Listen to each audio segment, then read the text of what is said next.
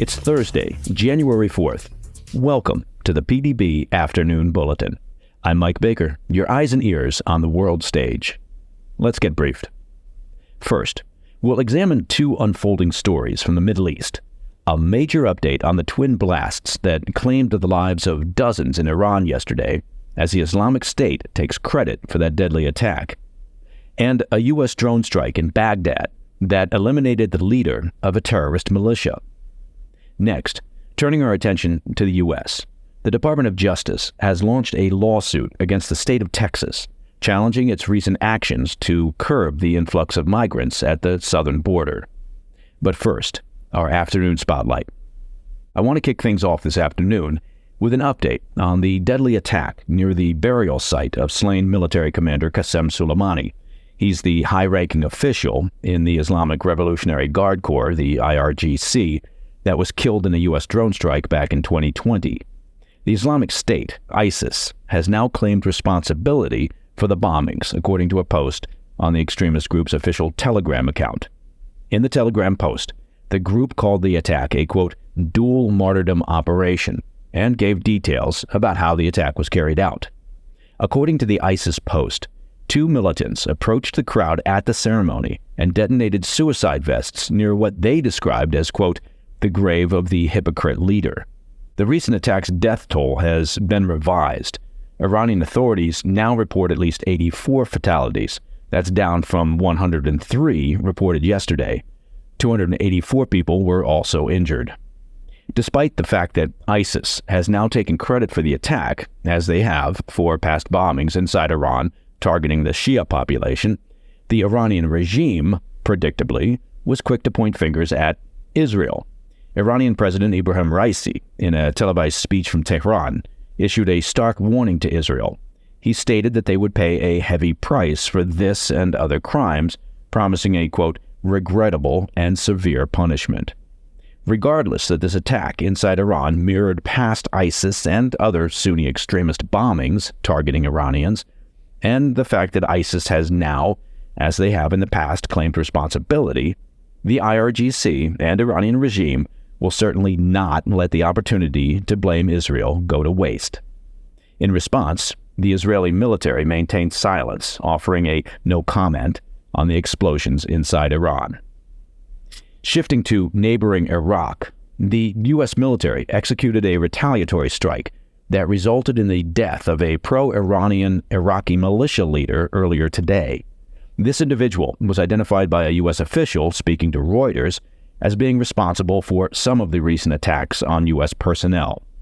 Now, the strike occurred in eastern Baghdad, where, according to Iraqi sources, a drone launched at least 2 rockets at a facility used by the Iraqi militia group al-Nujaba.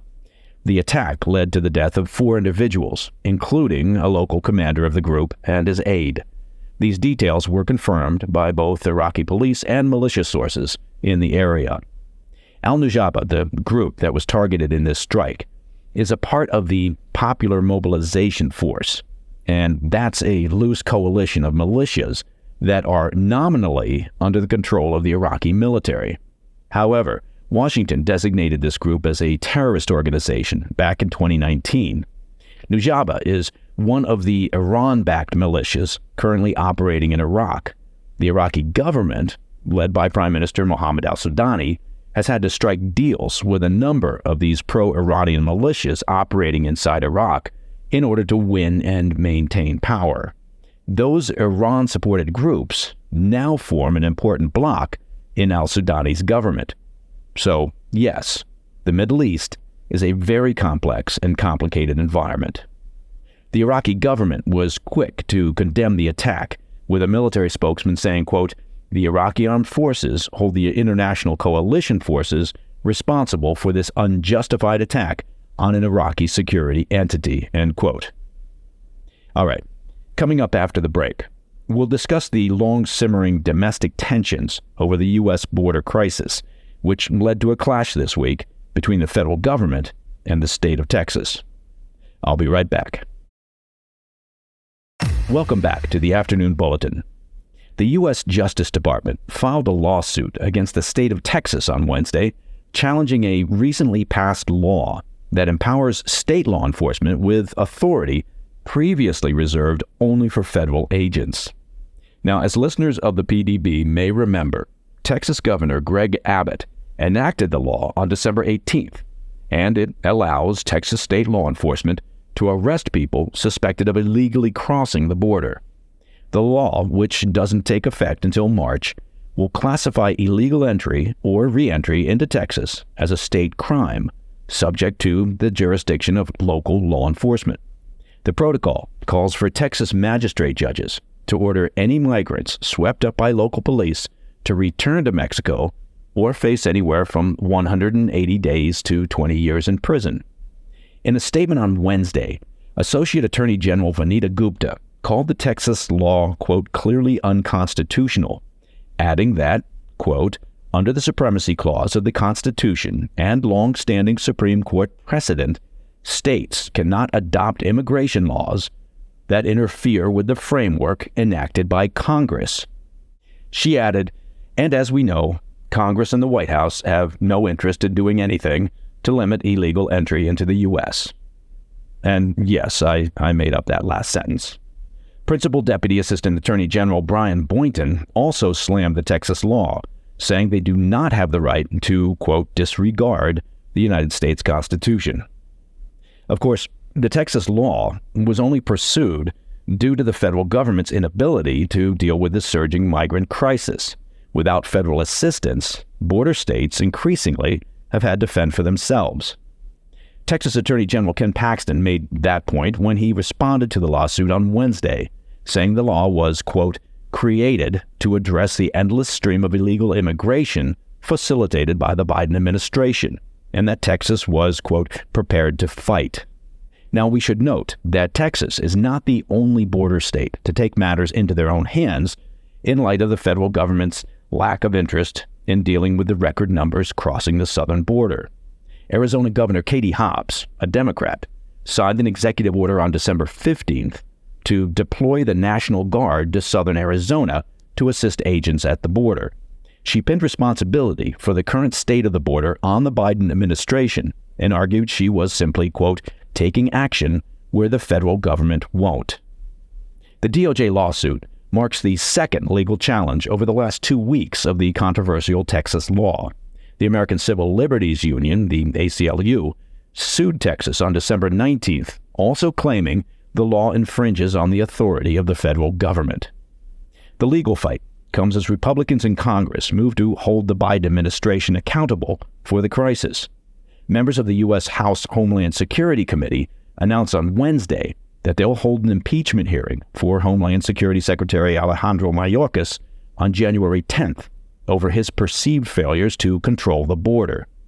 Mark Green, chairman of the House Homeland Security Committee, alleged that Mayorkas has intentionally encouraged illegal immigration and called him, quote, the greatest domestic threat to the national security and the safety of the American people, end quote.